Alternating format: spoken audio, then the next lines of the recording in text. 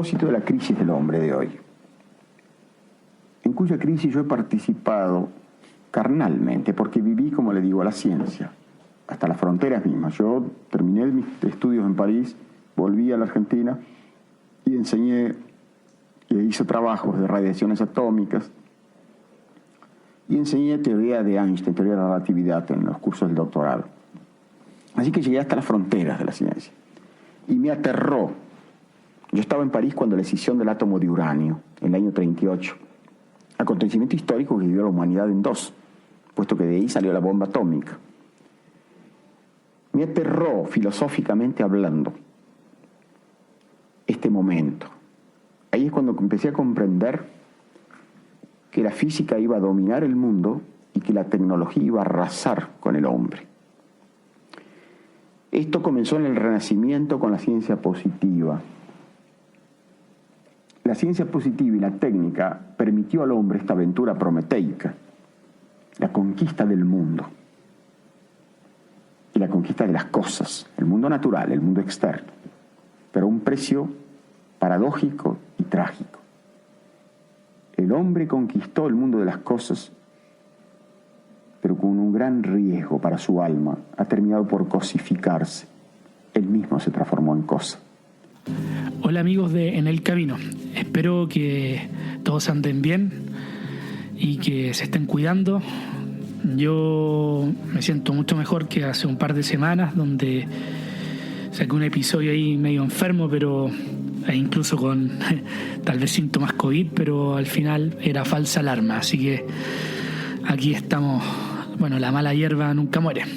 La semana pasada, y siempre con la consigna de intentar conocernos mejor, hablaba de los beneficios de una vida rural, de volver a la aldea, de reencontrarse con lo esencial y ampliar los horizontes, utilizando sobre todo mi experiencia en el campo francés, donde desmitifiqué el arquetipo del campesino ignorante, conectándolo con nuestras raíces como especie, donde hablaba de la pasión salvaje y desbordante que hace miles de años tenían nuestros antepasados, recolectores y cazadores, correteando a un mamut, por ejemplo.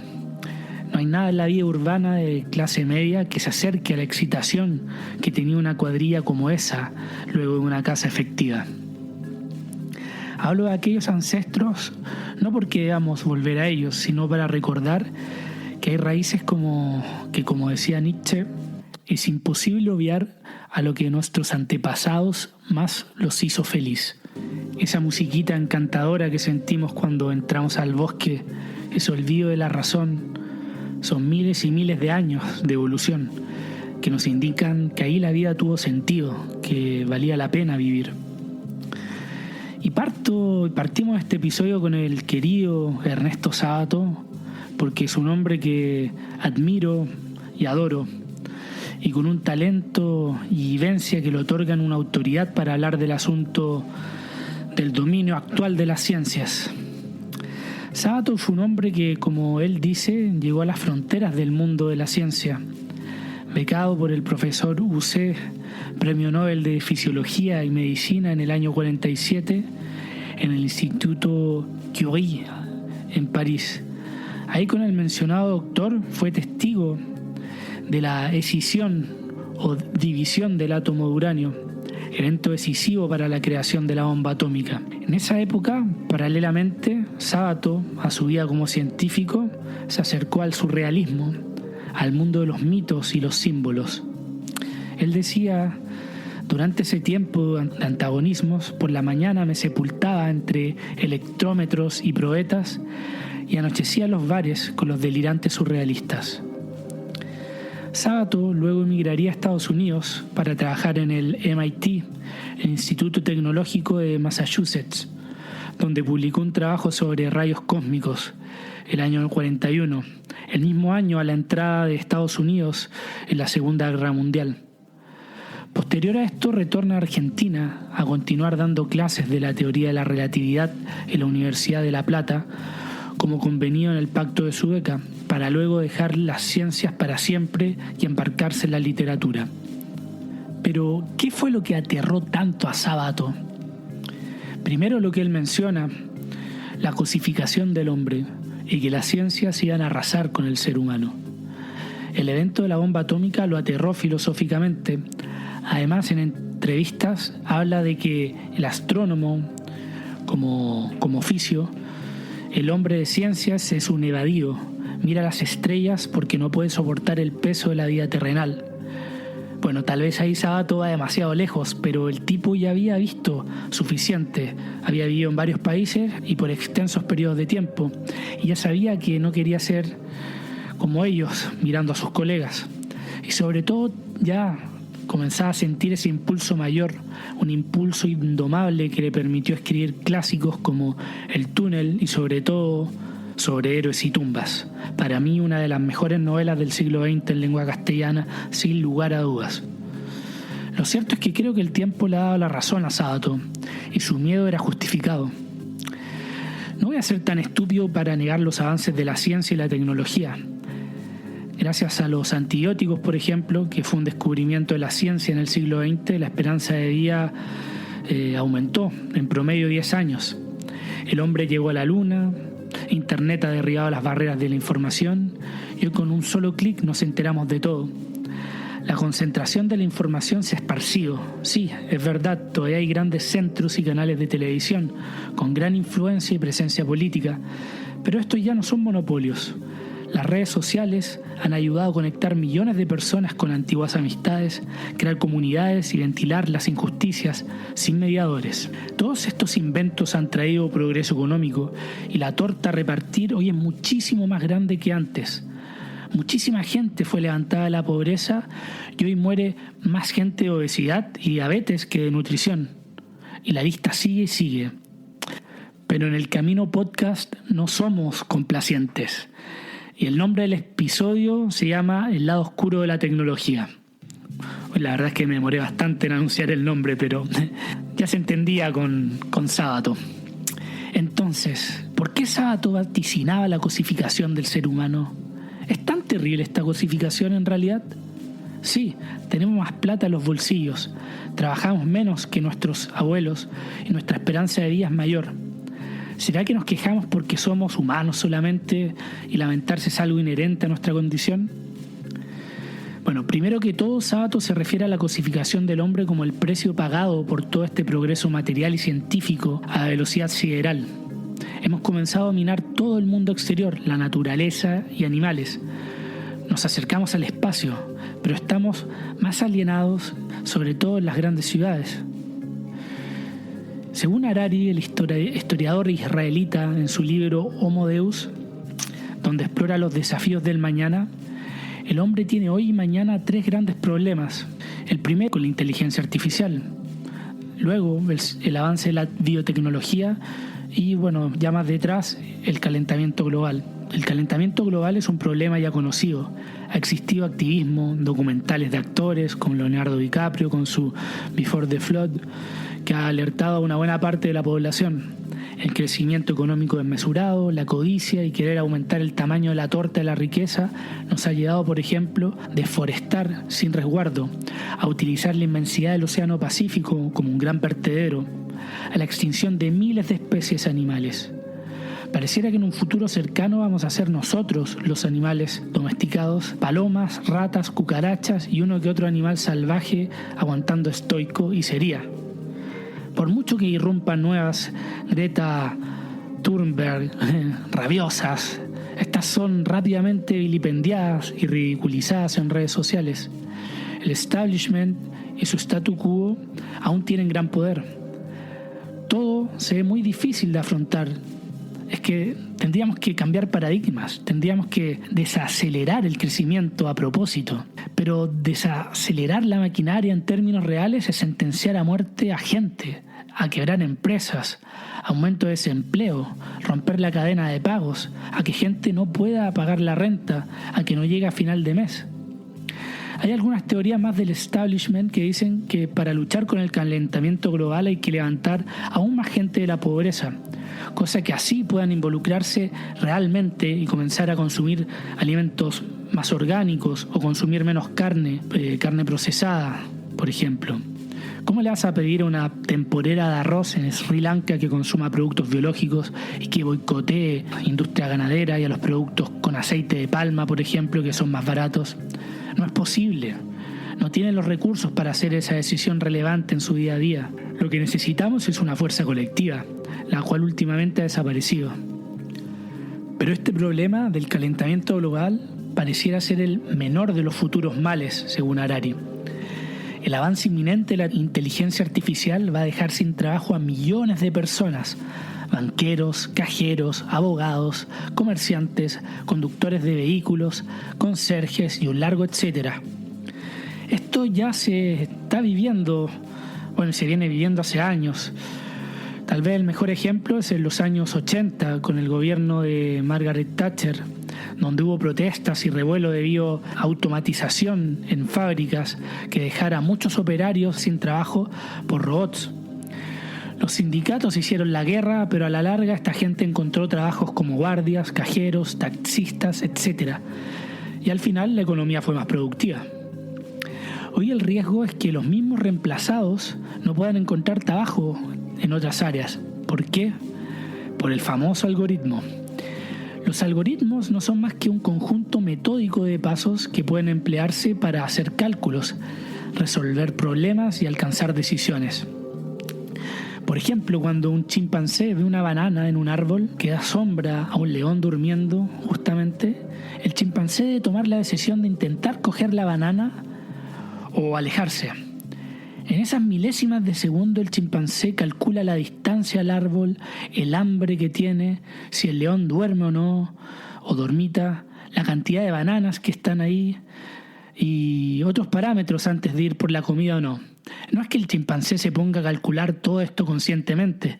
Esto funciona en su biología, que gatilla en un impulso que lo envía a buscar las bananas o huir. Esta toma de decisiones es un algoritmo.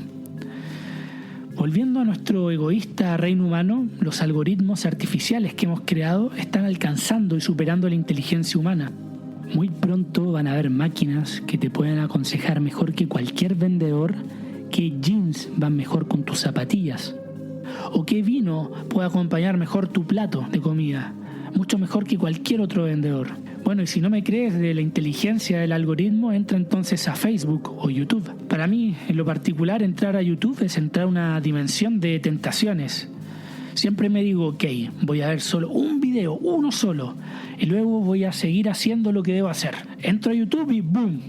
Entro en un trance y soy absorbido en este mundo virtual que me sugiere videos de fútbol, cocina, filosofía, viajes, etc. El algoritmo de YouTube, que es la red social que más utilizo, me conoce absurdamente bien. Me conoce mejor de lo que me conozco a mí mismo algunas veces.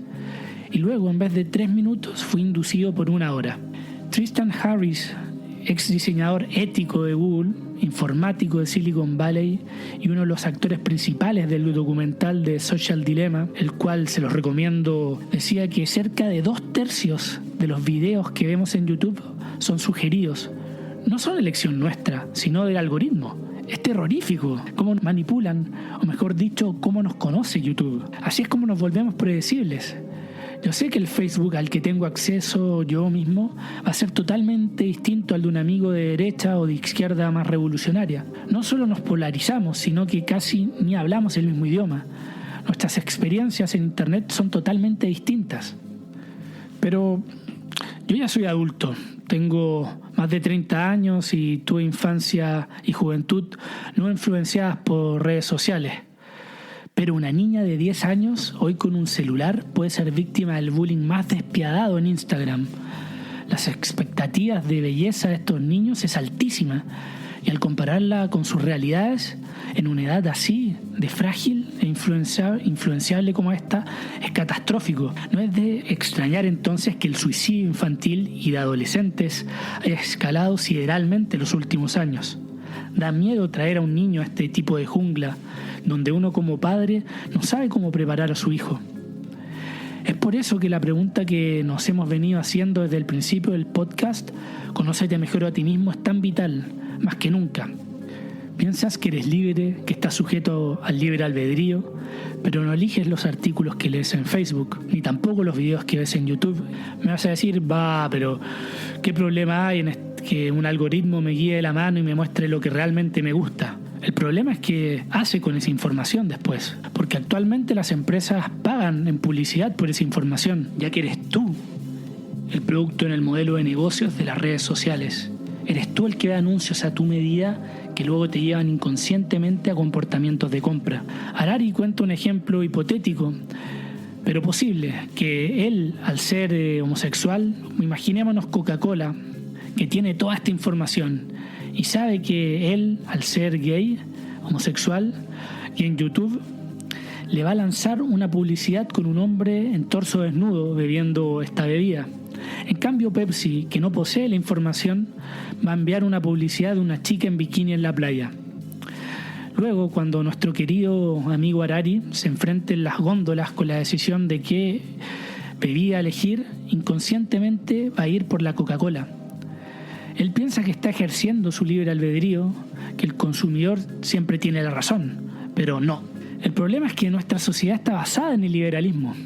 Después del siglo XX cayó el nacionalsocialismo, el nazismo, el comunismo y solo quedó parado el liberalismo, fuerte y pujante como el gran vencedor.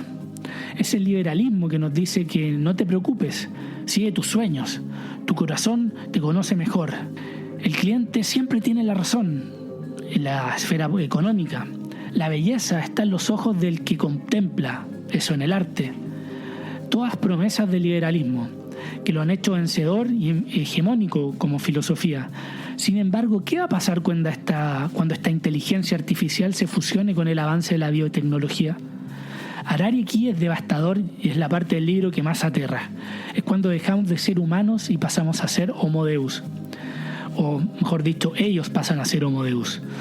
Hace poco Angelina Jolie, la actriz, fue aplaudida por todo el mundo al realizarse unos exámenes médicos que arrojaron un potencial de cáncer de mama con una probabilidad de 87%.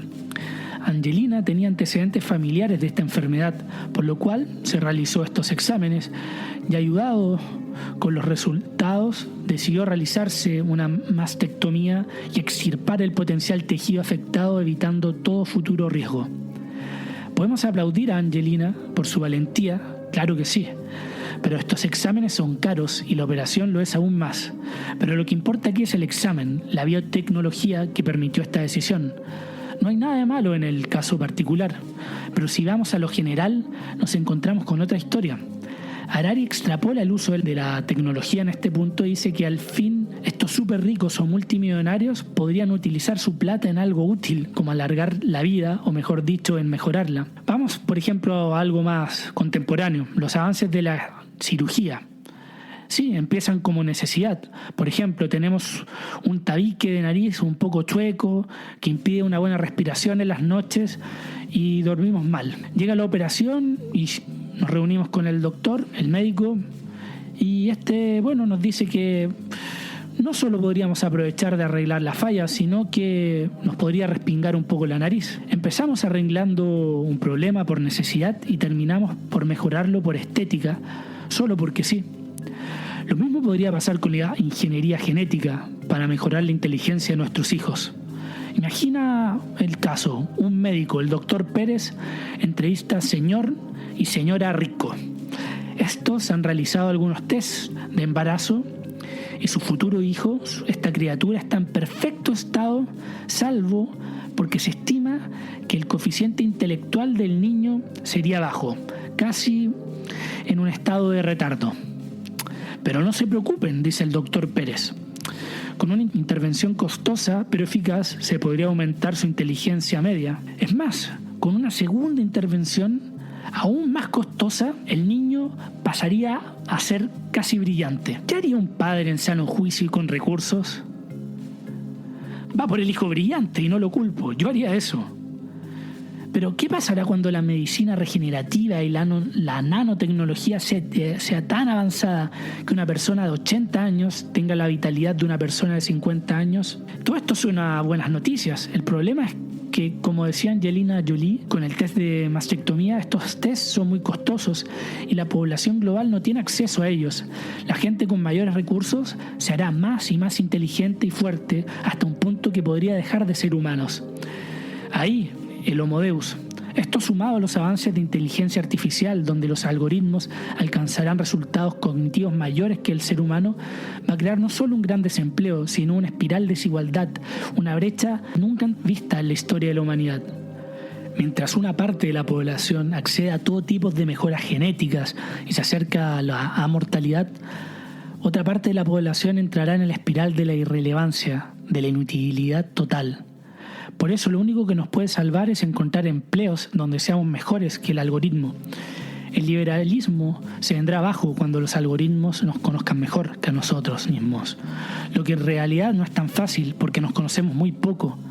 La humanidad se dividirá en castas, entre los pobres e irrelevantes, con una vida de nihilismo y sin motivos, seguramente plagadas de PlayStation y papas fritas en el sofá, con revueltas y revoluciones, un ejército de Homero Simpson, pero desempleados. Y otra parte, la población pujante y fuerte, con una caja de herramientas con contenidos como la amortalidad y el progreso genético. La movilidad social sería una utopía. Desde los comienzos de la historia, los dominantes han asignado superioridad subjetiva sobre los dominados. La realeza acusaba de diferenciarse hace cientos de años con la plebe. Su relato era: nosotros tenemos sangre azul. Ya más tarde, en el siglo pasado, se decía: el hombre blanco es más inteligente que el hombre negro y las minorías. Miren, los puestos de trabajo y dominancia lo evidencian, decían los racistas del siglo XX.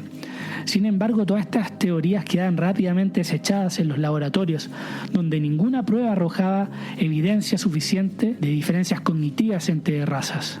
Sin embargo, la aristocracia del futuro sí va a ser superior cognitivamente y biológicamente. Las masas serán irrelevantes.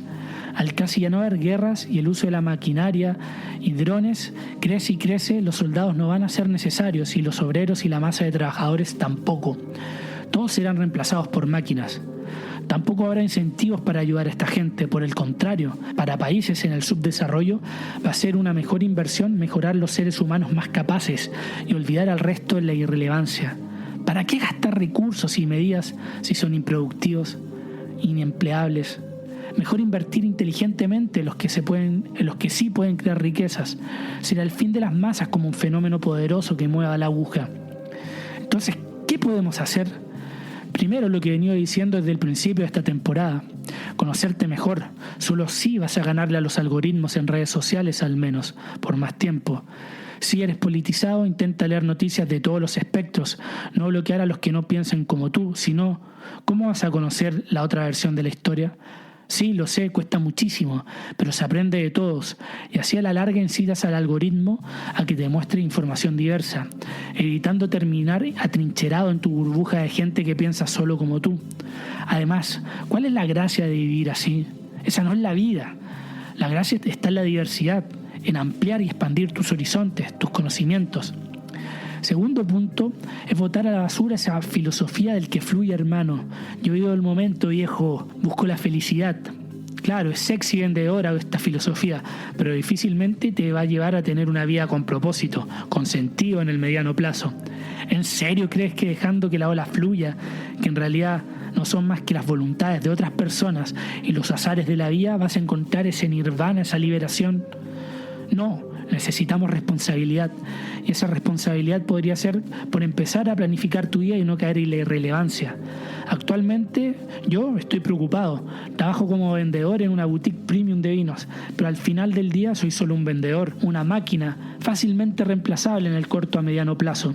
Por eso debemos prepararnos. Y aquí viene el tercer consejo: tenemos que acostumbrarnos a reinventarnos, pero eso ya es material para otro episodio. Todo este episodio está basado en gran parte en Homo Deus de Harari y el vaticinio de Sábato. Claramente podrían equivocarse y errar en todas sus teorías y suposiciones. Sin embargo, aconsejo tomarlo seriamente. Lo que sí puedo aconsejar ya sea para este mundo distópico o para el mundo que sea, es enamorarse del saber. Pulir y profundizar nuestra relación con lo que nos conmueve, lo que nos importa. Solo así se nos revelará qué es relevante y qué no lo es. Las redes sociales sí pueden ser muy positivas si las usas bien, pero solo si primero te conoces lo suficientemente bien para tú ser el soberano y utilizarlas a tu favor y buscar información y contenido que sea significativo para ti, para lo que nos emociona y hace vibrar. Si no, te caes en la procrastinación y en ver videos de gatos y perritos y ositos y tonterías y cosas del estilo, estás cayendo en la trampa. Al final, el saber siempre ha sido poder, pero puede ser que hoy y mañana lo sea más que nunca. Estamos llenos de información irrelevante. El poder ayer era el acceso a la información. Hoy es obviar lo inútil. ¿En qué deberíamos concentrarnos?